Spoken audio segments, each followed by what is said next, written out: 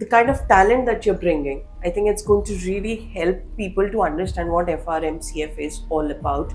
So I think you need to really teach more and more students. I feel there are a lot of options available for people like an FRM or CFA in corporates, in companies. There is a lot of demand. Okay. Somebody who would be, say, an engineer might come in. Somebody who's done an FRM might come, or IRM might come. What people who join compliance, what is their educational background generally? If you have any specific people who come, I'll come to your role. Say you're an AVP in the current role.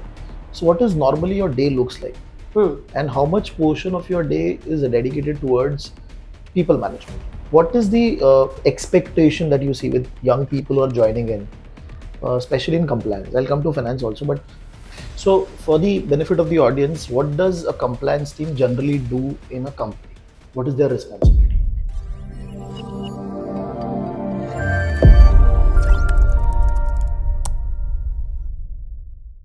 Hello guys, thank you very much for joining. So Priyanka, thank you for taking out time and talking to us. So I'll start with a series of questions.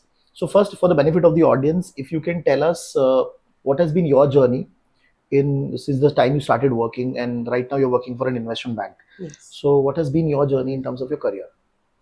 So Ganesh, I started with back in 2008. I started with an insurance company, and that was just because I wanted to start doing some job and start earning some money. So I started with insurance company, which is a branch vertical of HSBC. Okay. And I worked there for 8 years. So that 8 years was basically, I started with being a call center executive, Okay. and moved to grievance redressal, which was like handling IRDAI complaints. Then moving on to third party life cycle management. And then finally, that was my last stint in that particular organization. And I think 8 years was quite a good time. Then in 2016, I decided to make a move. I moved to I'd say a little smaller company in terms of scale and vision. It was Allianz Worldwide Partners, but I was an operations manager there. So there was a huge team of 42, 48 people that I used to manage. Okay. It was business development, sales, customer service, everything inclusive in one. I didn't feel good about working with that company, and that's when I took a break for 2-3 months. I took a setback. Okay. And then I moved to American Express. So I joined American Express in 2018. Okay. It's been what I think I spent almost 3.5-4 years in American Express, and I think one of the biggest benefits I got in my career journey with American Express was to understand how a good corporate leadership operates. And that was my way of understanding a lot of things on work front, on understanding, okay, what is a culture all about, what's work life balance all about, how you need to behave in a corporate. And then after that, I think 3-4 years I worked there, and then I got an opportunity to work with JPMorgan. So I shifted my base. So I was, from my birth, I was a Delhiite. I used to stay in Delhi, but then I shifted my base to Mumbai. So currently I'm working with JPMorgan. It's been almost 2 years. Yes, and that's my career journey. So in JP also you directly joined the compliance team, or you moved to compliance after that? So in JP, I jointly joined the controls team, compliance team, so to say. It's the first layer, first line. So I joined JP in that role only, and I'm still in that role. So it's you can call it my first role in JP Morgan. Okay. So for the benefit of the audience, what does a compliance team generally do in a company? What is their responsibility? Okay, in a layman term, a compliance team is basically ensuring that we are adhering to the policies and the procedures which are established by the company. And to be very basic, let's say your work from home policy or your travel policy, or how do you claim your benefits. Okay. Right. Every big organization would have developed policies, standards according to that. Your compliance in terms of this would be, as an employee, am I compliant to these policies? Am I understanding these policies and interpreting in my day-to-day job? Yes or no? That's one. Secondly, in terms of compliance, now every company has a lot of different verticals, lot of different functions. Let's say admin here, there is finance, marketing, Right. operations, core operations, HR, every function is there. So everyone has their compliance set of compliance standards. So in HR, for example, very basic, you're not supposed to divulge information about other Right. employees, right? So that's compliance. So every employee working within the HR function needs to adhere, understand, interpret, and then follow those compliance policies and standards. Okay. Apart from that, compliance can also be in terms of regulatory landscape. Right. So we are operating in India. There are few colleagues who are operating outside of US, right? So every regulatory landscape would have certain rules to follow. Right. Okay, in terms of, let's say, our remuneration, the job salaries that we get, the packages, or the labor laws, everything is regulatory, right? So that is also compliance according to me. Okay. So basically, understanding what is the rule, informing teams that these are the rule and you are supposed to follow, and do you also check that whether they are doing it or not? Yes, a compliance monitoring framework is a must-have. Okay. And when I say monitoring framework, it's basically there. Everything is system driven. Everything is data based, right? So even if I've entered few incorrect numbers, let's say I belong to an operations team which Okay. is inputting numbers or anything related to the funds or reconciliations, basically. If I input anything incorrectly, the system would catch and throw an error. Okay. If I'm doing a malpractice or if I'm doing some rogue practices, that Okay. would definitely come in the data. It would reflect. It might not be urgent or at an instant that it will be caught, but yes, eventually 1 or 2 days when the trades flow in, when you get to know about the deal, you will get to know about what exactly went wrong. So that is compliance monitoring framework. Yeah. So kind of a controls being set up within the organization to check if something wrong is happening, Yes. especially with respect to policies and procedures. Yes, and I think especially with the last two companies, I think internal compliance standards are very, very strong. They're very robust, and their monitoring has become very strong over the years. Okay. Yeah. So and surprisingly, you do not have to have a human involved at every stage. The data speaks for itself. Everything is data driven, right? So everything is getting inputted into the system. So it's very important for us to be completely aware of what the policy entails, what the Okay. policy is, what I need to understand, what is my takeaway from that policy. So when one of the learnings that I picked up very recently is that the policies are not just handout documents that you would get at the time of training. You actually need to understand it. If you're not understanding it, go and ask. But it's very important to understand what is my role in helping the company to maintain that compliance. Got it. Now, I'll come to your role. Say you're a AVP in the current role. So what is normally your day looks like, and how much portion of your day is dedicated towards people management? The reason I'm asking this question because a lot of people who might grow in their career, they also need to understand how much important is that aspect Yes. of the role. Yeah. So if you can just elaborate on that. Sure. Well, a typical day is, it's always that you have to give space for ad hoc works, ad hoc meetings. You always have to give that space, reserve that space. But then your day is mostly sorted because you are working, and I work for a particular business. Okay, now that business would have different teams operating. So currently, if I say we have 7 teams working within that business, so I have to ensure that all these 7 teams are operating within their agreed SLAs, which are the service level agreements, within their metrics. They're not breaching any thresholds. So that is why what I have to ensure. Now, how do I do that? I will do a random sampling on a daily basis, which is like a end of the day control for me, where I will see their transactions on a daily basis. Right. I'll pick up some random samples and I'll see end to end if they have been done in the right manner according to the standard operating procedures. Okay. That's one thing.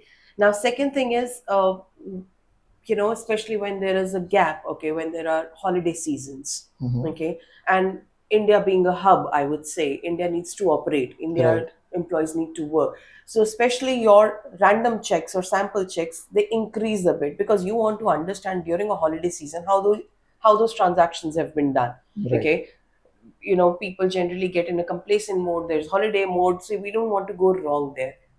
Third scenario is, and that is definitely a very regular part of my job, whenever there's a new joiner, okay, we need to ensure that they have the right set of accesses, or when there is a person who's leaving the company, okay, they have got the necessary removal of accesses. Right. These are very basic things, but so important that there are companies are relying heavily on third party systems also. Right. So I might leave a company, but I still have the access to that third party system. Got it. So everything needs to be revoked. So these are a couple of things that I check on a daily basis.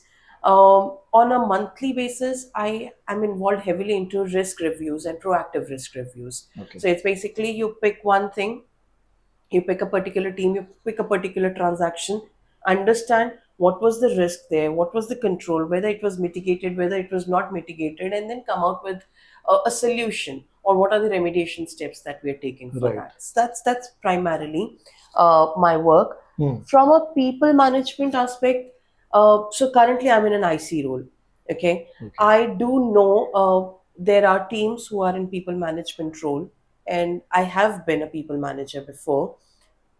The biggest, or I'd say the impact that a people manager creates is huge. Okay, even if you have a team of two people, or even if you have a team of eight people, people management requires a lot of patience. Yes. These eight people are not the same eight people. You need to have a different way of dealing. You need to have a feedback mechanism with everyone. There may be introverts, there may be extroverts in your team. The introverts might just end up doing your work regularly but not speaking up. Right. You need to find a way to communicate. So communication with all team members, having a feedback loop with all the team members, I think these are two most important aspects. One thing that I also want to add, Ganesh, is that as a people manager, probably I would not have answers to everything. Maybe I don't know. Senior leadership is taking some decisions. I don't know. Right. But I should be supportive enough to tell my team, hey, I don't know the answer, but let me come back to you. But I should circle back with the answer. Okay. So that's the kind of trust that team and managers should have. So these are few things that I really feel very important in any organization. Got it. Got it. So, for the benefit of the audience, when she mentioned IC, it is individual contributor. Yes. And I'll just connect to the point that you talked about last one.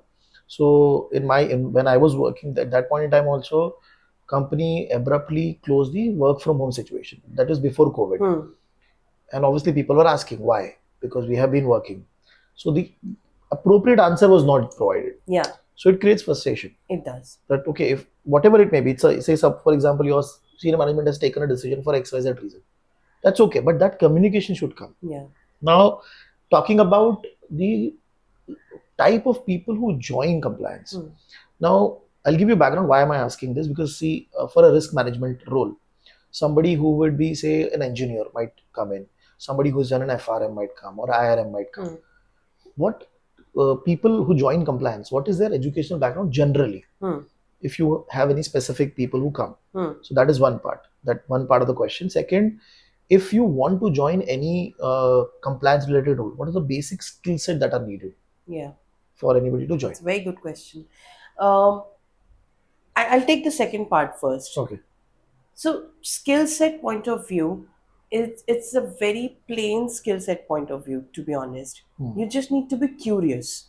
That's the only bottom line. If you want to get into a compliance role, the attitude should be, I want to know. Okay.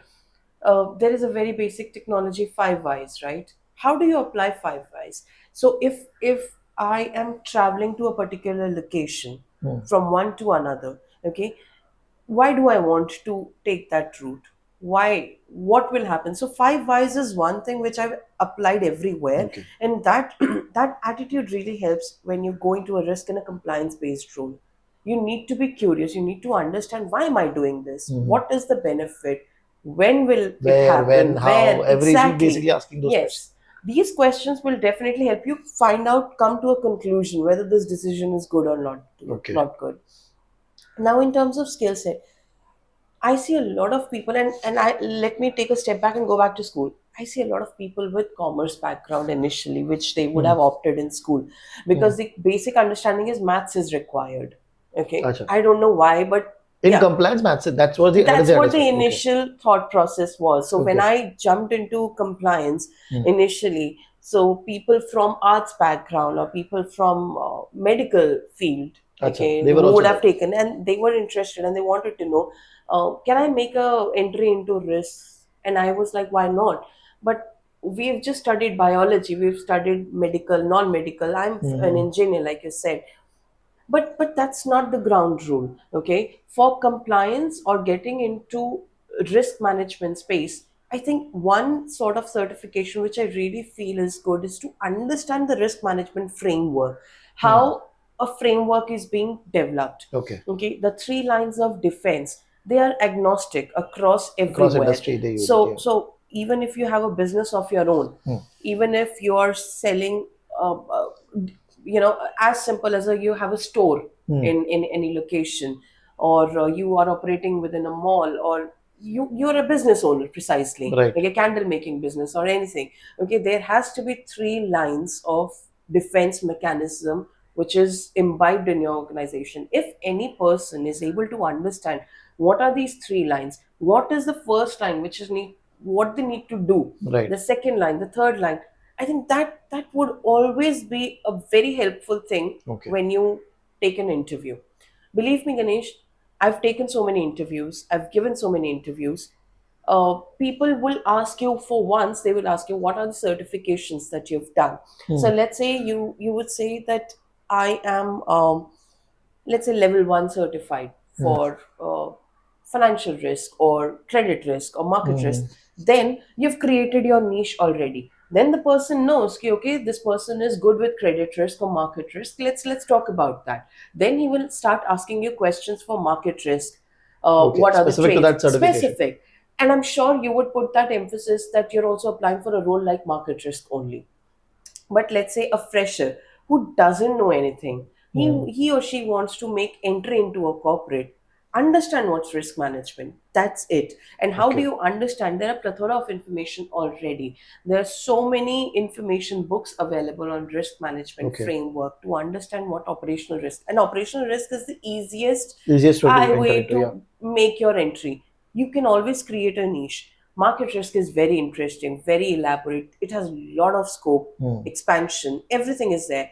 But to make a segue, if you have already identified that I want to go into, let's say, operational risk or reputational risk or ESG for that matter, then you have to do that certification for sure.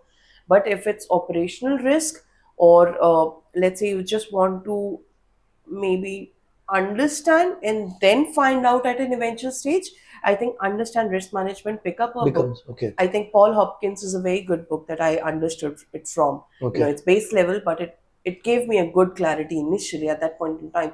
So I think these books would really help you, but study it thoroughly. Okay.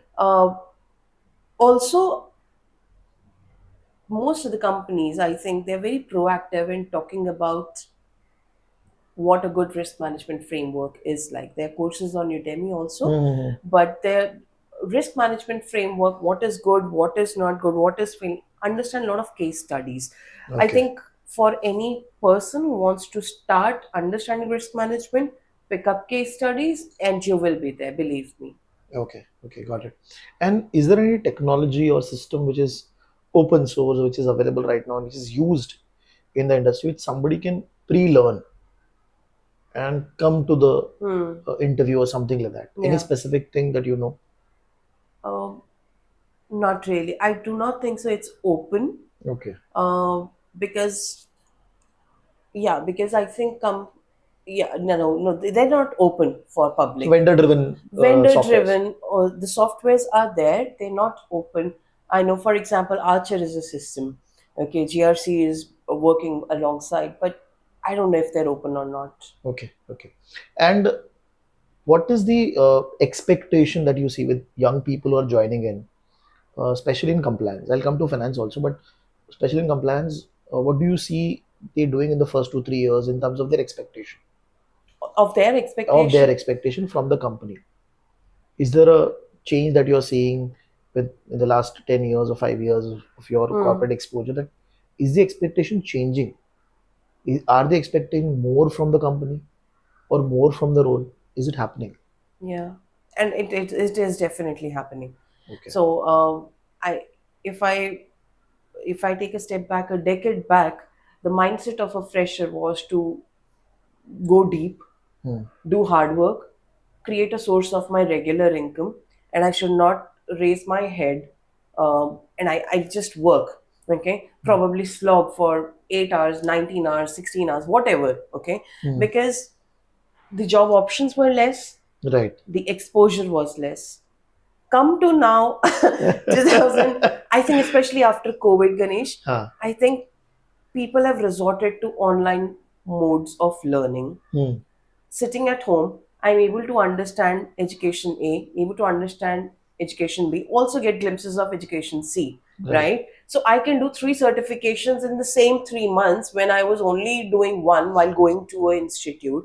So that's one. Now, because the exposure has become so much, people are aware now. So, very simple example, sitting at home, I can also understand what an ex company is paying as a salary to a this designation guy, right? There are Glassdoor reviews available, Yes. right? Yes. So I am prepared for my interview already in one way. Then networking, I am already kind of started networking with people within that organization. Maybe sometimes it's kind of a small world also. If I'm living in a city, maybe the person next door is working for the same company. I might just do a chit chat with him or Right. her and then understand how does it work. So people are more aware, definitely. But that also is a flip side that it has, is that people have become more impatient. Okay. Now, this is one thing that I've realized within the freshers right now. They want to grow up the ladder so soon that they don't want to go deep. Okay. I am all okay for going up the ladder or have getting promoted, understanding. But then every product that you understand or every project that you undertake, you have to understand it completely from end to end. You cannot just do superficial things or one project or one unit that you worked with and then you hop on to second and then you hop on to third every 1.5 years. One, the company will not allow, because the company would also understand Right. that there are policies, right? Like we said, compliance and policies, everything. But then uh, being patient and getting that product knowledge so deep and imbibed in you that after 8 years also, if someone asks, okay, did you work for this product, what is this product all about, the person should know end to end. So that is my observation in the recent Right few now, it is not years. happening. Right now it is not happening. Right now exposure is so much that you become susceptible to attractions everywhere. Oh, this is good, I can change now, this is good, I'm getting more money here. But uh, you are you are carefree, you want to take risks. So again, both ways, you want to take those calculated risks. Where I want to go, it's a fluke whether you like the second job or you don't like the second job, it depends totally. But you become more aware of what exactly are the options I have. You start taking risks. That's what is happening, you start taking risks, you liking the risks that you take. You get exposure, but then you also become very impatient in this journey. Okay. That is why I think so a lot of people are switching job very fast. So fast. Um, I always feel that initial 3-4 years should be absolutely understanding what the corporate is, understanding what the company is, creating your own mark. Okay. I might leave a company within 1 year. Nobody would know in this company that Right. Priyanka used to work there. But don't you want to make a mark of your what you bring to the table? So I think that's very important. So 4 3 4 years, I think it's better to understand, have a relationship with the company, and then if you see there are ways out or you want to make a move, I'm absolutely, I think, in my view, that's absolutely okay. But 1.5 year, I've you seen know, people who are leaving in 6 months six also. months I mean, people are actually completing their training in 4 5 months. The Ha. trainings are so elaborate. I mean, their training models in some companies, they really invest a lot in training models also. They end up taking those trainings for 3 4 months and then they leave, like you said. So there is no But is benefit. it creating? So I want to touch upon 2 points now. The first, with respect to retaining talent from Hmm. the company perspective, Hmm. it has become challenging because if you hire somebody and he might not join, so how do companies want to take care of it? uh, I think retaining talent is when you've already joined the company, Hmm. right? Hmm. The companies are trying to offer a lot, and I can be a big sponsor for that, because it's just not JP Morgan, or it's just not about Amex. I think companies do take care of their employees when we Hmm. talk about work life balance, when we talk about employee engagement activities, when we talk about, let's say, giving that comfort of travel, commute, that Hmm. office space, everything is there. What is absent is that human touch right now. Okay. So I think uh, companies are offering everything which is already happening across. They're probably lift and shifting is what is Acha. happening, Okay. right? Thinking outside of box. Okay, not every employee, Ganesh, would need a work from home, but not every employee would need a work from office. We need to be flexible. Hmm. Hmm. Hmm. You cannot have the same shoe size for everyone. Okay, that sort of human touch I'm talking about. That, let's say we both work in the same team, I'm very comfortable going to office every day, and Hmm. probably you just want to go to office 2 days a week because of your family commitments and all. We should be treated at par.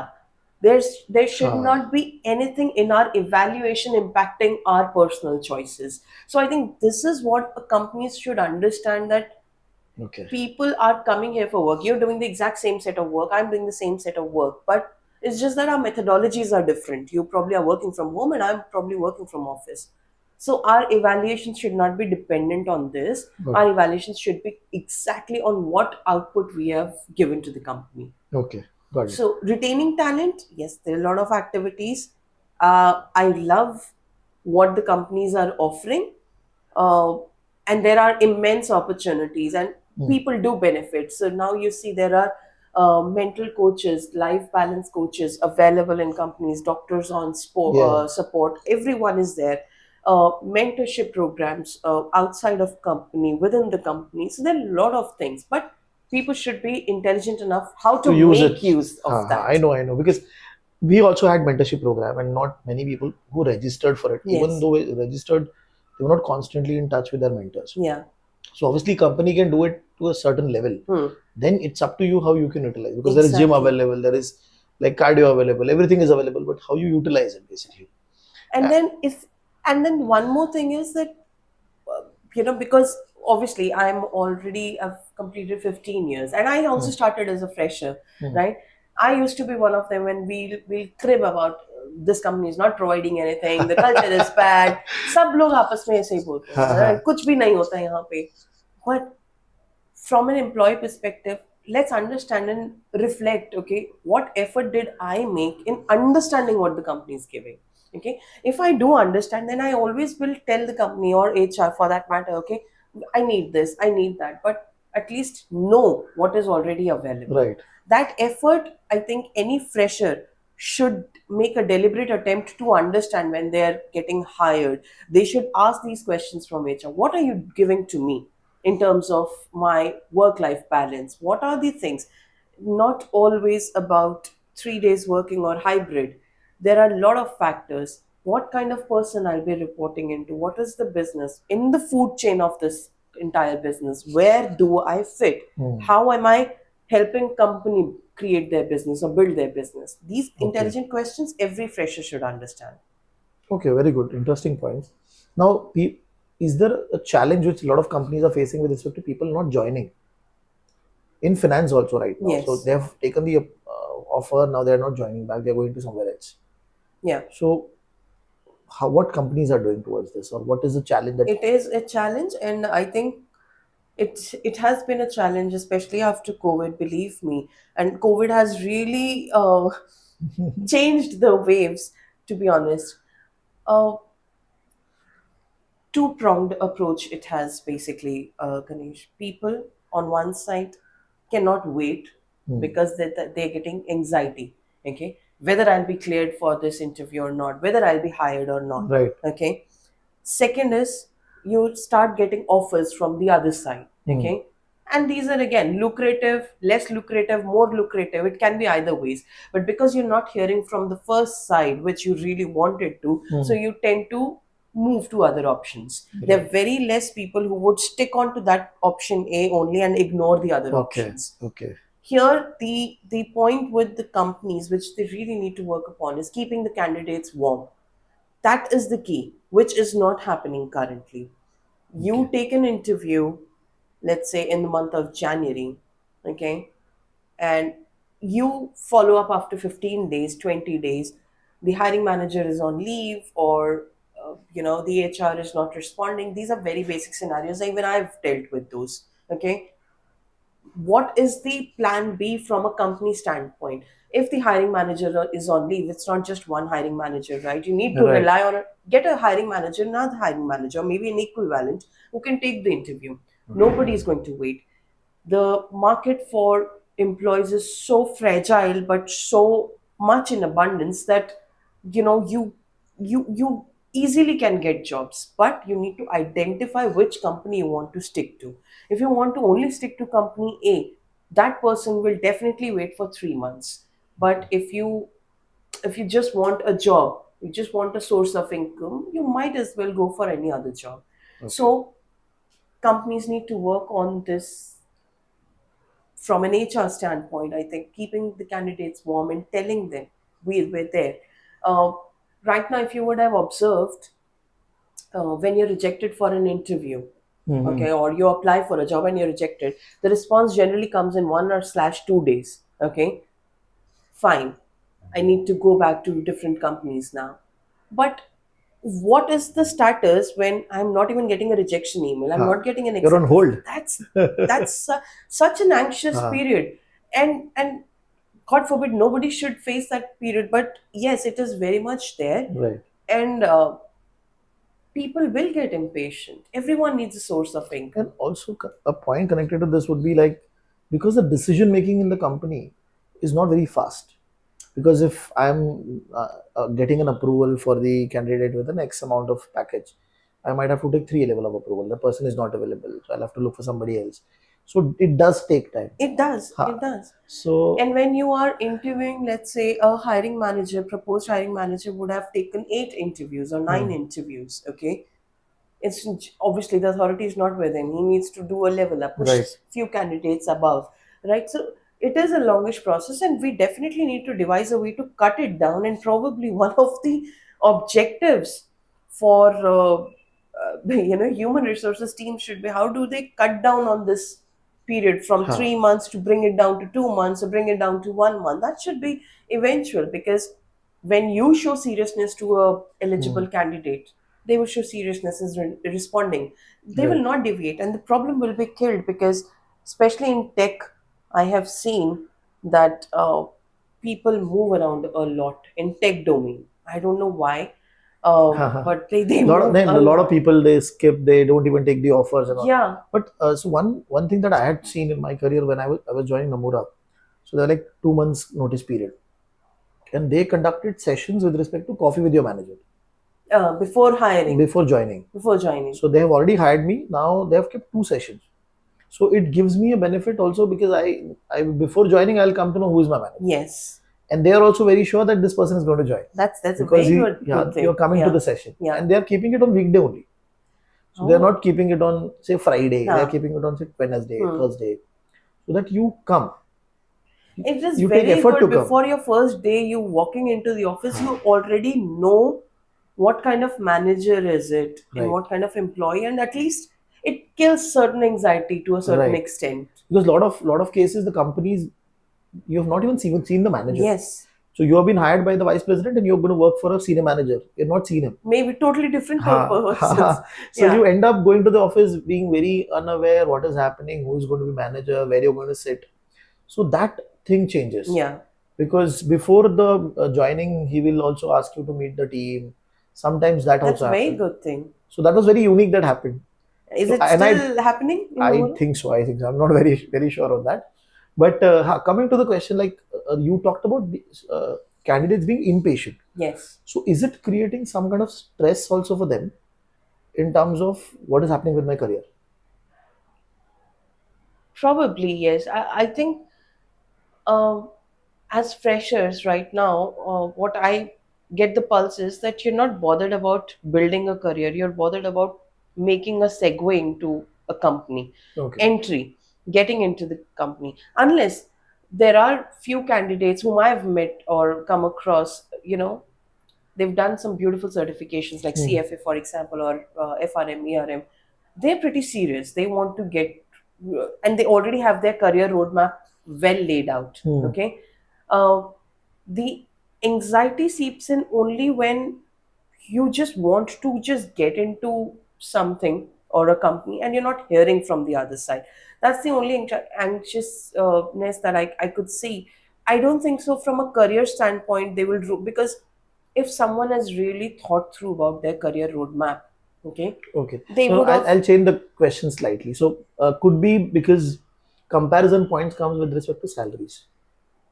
Hmm, So I'll give you an example. So I had a student who is currently doing an MBA. hmm, He has seen all his classmates getting a package of 17 lakh, 18 lakh. uska And his batchmates. Now he's thinking that, okay, the next company which is coming is giving me only 14 lakhs. So then he is not very keen on joining. That is one part. yeah. Or even if he joins, he might join and he might jump Hmm, because he might have a comparison point with what is happening with my peers yeah, in terms of the salary. yeah. I'm not very sure about the roles. People might not be very much excited about specific roles, but yes, salary becomes a point where It people is, compare. yeah. So, is it creating stress? Have you seen freshers or 3 years people, 4 year experience people facing that? Yeah. And I think, and now I understood what you're trying to ask. Huh. And Ganesh, I think this is one scenario that you've talked about. The other scenario is when you actually start working, you connect with so many people of your level and you understand his package. People talk about packages, people Mm-hmm. talk about their remuneration. And that is when also the anxiety comes in, because then you say, oh, at the same level he's earning more than me. At the same level this girl has come from XYZ city and she's an external candidate, she's getting more, why am I not getting more? That also creates a lot of Mm-hmm. anxiety. So I think money is the biggest contributor. But after six, and I have good three examples in the last 8 9 months that have come to me, who've really just called out that they've spent 6 years in the organization. They see people moving ahead in terms of money, in terms of designation, everything. Mm-hmm. I'm still stuck here. What is the problem? What is the problem with me? What's not working? The thing is, when they were hired they started at a low package. Mm-hmm. So you see, I mean, the movement is obviously slow as compared to others. So this brings another point: how do you negotiate well when you take an interview? Okay. The anxiousness always comes with money, that's the only thing. After 6 7 years or after 5 years or so, that is when career discussion starts hitting their head. What am I doing with my career? For the first 2 3 years, I don't think so. Career would be adding to So the when you're saying anxiety. career discussion, it means designation. Designation. Yeah. So people are then looking out for designation. Yes. For 6 years I've spent in the same role. I'm getting my monthly salary. Even if I do not compare myself with anyone else, after that I'm saturated. 5 years for sure, everyone will be saturated. Then they need an elevation. Now that elevation they have to decide whether they want to go for career or they want to go for money. Money itself. Okay. Money. So if they want to go for a career, they will struggle for ways for a promotion within that same company, or maybe a level up. But money, they will go for any random things. Hmm. There are people who really want an elevation also, who really want money also. And that's when I go back and look at my career journey after 8 years, when I decided to make a move, it was purely for money. It was a wrong decision, but I own it. That's a different thing. But it was only for money. I did Hmm. not like the company culture. At day two, I wanted to leave that company, but I was Okay. stuck. It was only because of money. So I think anxiety is obviously heavily towards money. I'm not making that much of money, and I hear a lot of other people's making more money. That is always there. But career would also become a lot of, it will bring a lot of anxiety once you've crossed 4 5 years of experience. Okay. Now, coming to the topic of women in finance. Hmm. So, what would you advise young girls who are joining finance teams or investment banks and all? What they should focus on? What are the challenges they might face, Hmm. and how they can address it? Okay. Um, what they need to focus on is understanding the concepts properly. Hmm. Okay.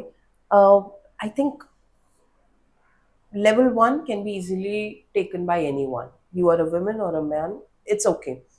But as a woman, the challenge that women face, or we face rather, is inherently or historically, we are not considered as very competitive. Okay, Acha.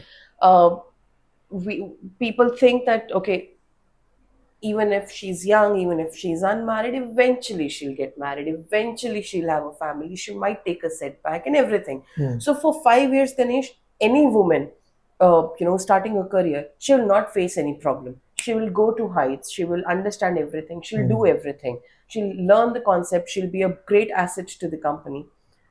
The moment she makes a decision about her personal life, that's when the problem starts creeping up.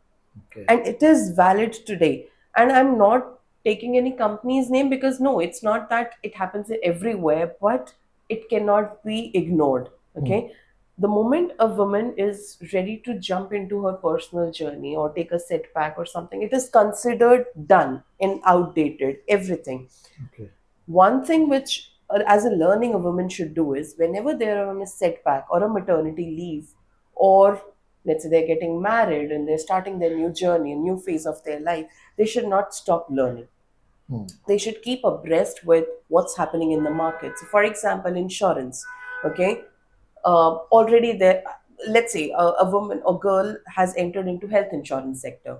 Okay, in a finance team within the health insurance sector.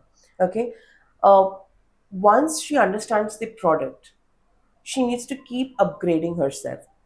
After a point, I have observed that women tend to get little complacent when they have their personal life getting prioritized. They Hmm. get complacent. That is the only time, within that frame of 3 months or 4 months, where whatever the setback is for, you need to understand what is abreast in the market, what is What is going on happening in in the the market? market. Yes. The moment you are there, you will not feel shy when you're taking the next interview. You'll not feel shy. Women think of themselves as little low, considering, okay, I was out of work, I was out of job, I don't know whether I'll be able to answer those Self doubt, questions. basically. Self doubt, biggest problem with women. So, and how we can counter that is not just by reading self healing books. You need to, boss, you need to understand what are the products, what has changed in the last 3 4 months or 3 4 years when Hmm. you took a setback. What has changed? If you understand that, you understand what's happening in the company, what organizational structure, I mean, what is the difference. Okay, you should understand, you take a deliberate interest in understanding the organizational structure. Who's the next CEO? Who's the CRO? I want to understand, right? I want to know, Got it. have those connects with those influential people, because when we take that self doubt out of ourselves, we are very confident. So women, Hmm. as an employee, one should never stop learning. Okay, should never get okay. So even if I'm hired in the same role that I was in before, no, I should not be comfortable with that. Why? I should be a level up. I Hmm. took a setback for, let's say, my maternity or for my marriage. I took it for few months. That doesn't change my personality. That doesn't change my attitude. I'll still be a hard worker. Hmm. So women should understand that they are a hard worker. Uh, they do want to work, just want to keep on learning and just want to keep themselves abreast. That's it. No one is going to Okay. stop that, taking that away from you. Because connecting to this also, like a lot of companies now, they do give preference to women in the team. Yes. So they have proper policies. Yeah. If Diversity. diversity, they have to maintain. Yeah. That is one point. Second is a lot of companies, they have a program run for women who have taken a break Yeah. and they want to rejoin. So they have a program they run. That's true. They take interviews, they hire them and all. So opportunities are there definitely, but how you take care of that and Yeah. how you learn, because once you take a gap, like you said, you become complacent. Hmm. So and you the gap stretches Yeah. and it goes to 1 or 2 years and then the confidence goes down. Yeah. Right. Now, with respect to anybody who wants to join finance, Hmm. anybody, any fresher who's in the college, what 2 3 things he should take care of? Hmm. Okay, it could be anything related to culture or anything, but 2 3 things he should take care and try to approach for interviews and jobs, because you might be meeting a lot of people Yeah. through LinkedIn and all. So, what do you advise them? I definitely advise them to start doing effective networking. Effective networking is one of the key parameters where you are not just randomly approaching everyone. Understand the profile of the other person, understand what the person is doing, and then network. And by networking, I do not mean just to seek help for a job. Networking also means learning from the other person. Okay. What has been this person's experience? How did he navigate and reach that level? I think that is what is missing right now. Effective networking. People network. By networking, it's taken into all different meaning together, because right now people think networking is making connects and then saying hi and then asking for a job. No. Networking means how do you create that network or that relation for years to come. Whenever you reach out to that person for some guidance or for some learning or just for some connect, mentorship, He will help that you. person should always help. Help is not always monetary, na, Ganesh. Yeah, So yeah. I think it's very important for freshers to do effective networking, and genuine also. It cannot be I ghost upon you or you ghost upon me. So it works both ways. If I've connected with you, I'm seeking some guidance from you.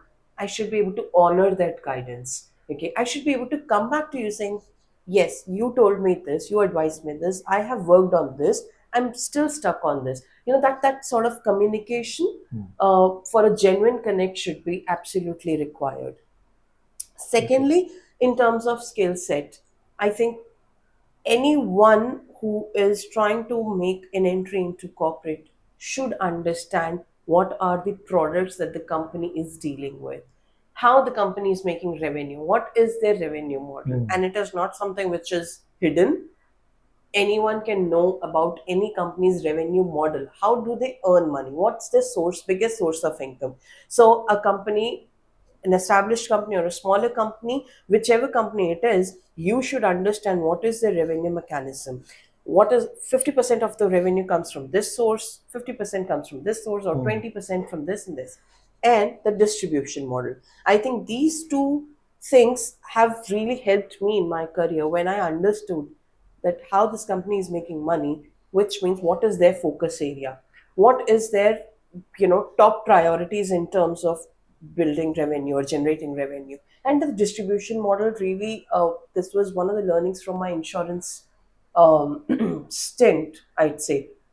Distribution model, when it was an agency model or for example a bank assurance model for insurance, it helped me understand where are the gaps.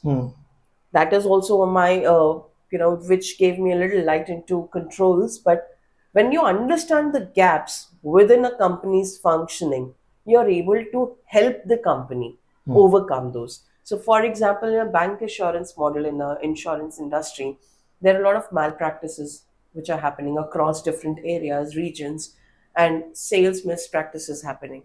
Then you bring up some ideas to the company forefront, to the table, that this is already happening, we need to resolve this. That's when company starts valuing you. So understanding both these models, the revenue generation and the distribution model, that is important. Wow. And the most extreme importance, while understand companies ethics, strategy, the vision.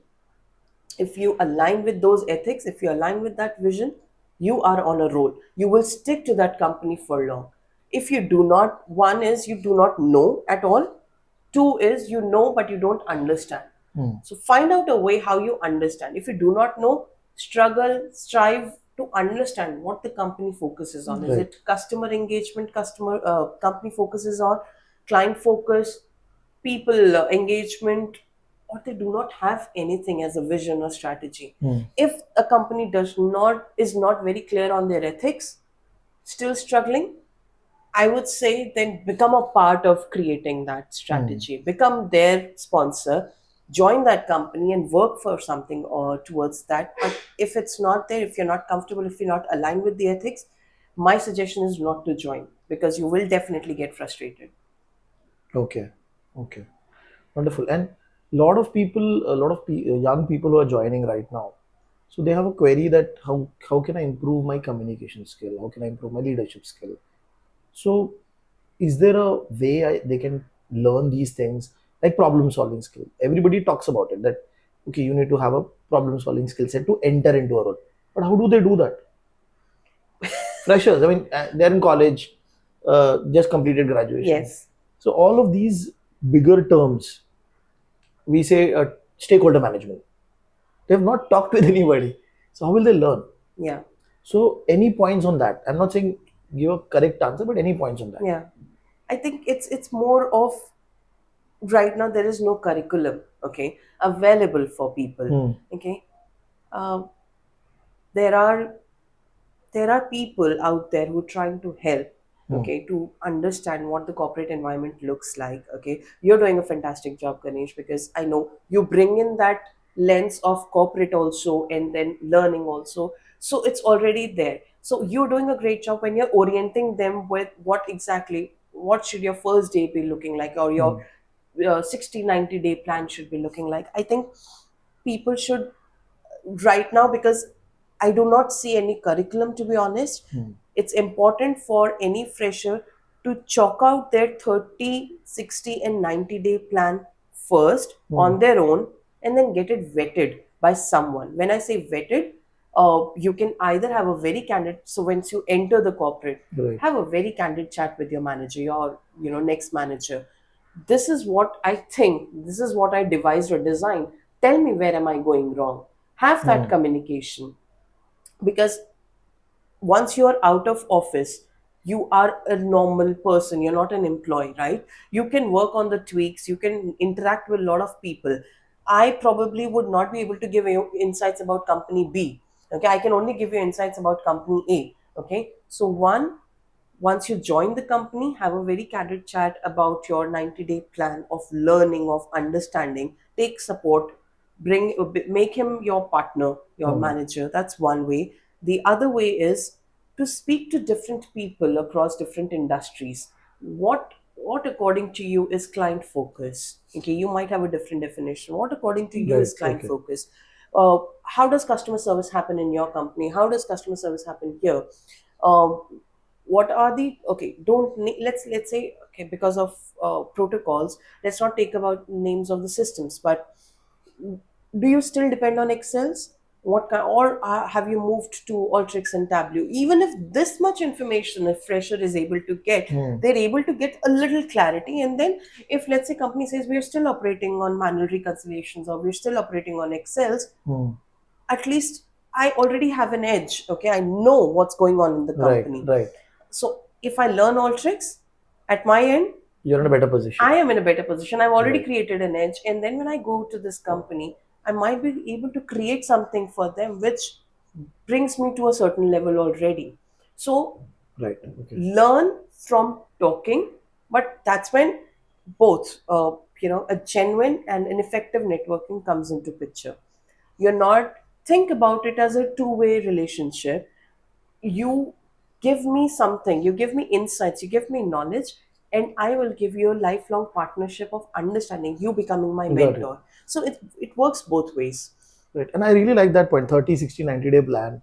And like you said, if I'm talking to somebody who's already a part of the company and they're actively using, say, Power BI or Tableau, and I learn it, then I become valuable. Yeah. So that information, that this system or this thing is now being done in the company, Yes. that only comes with networking, only With comes with only talking. with networking. Yes. Perfect.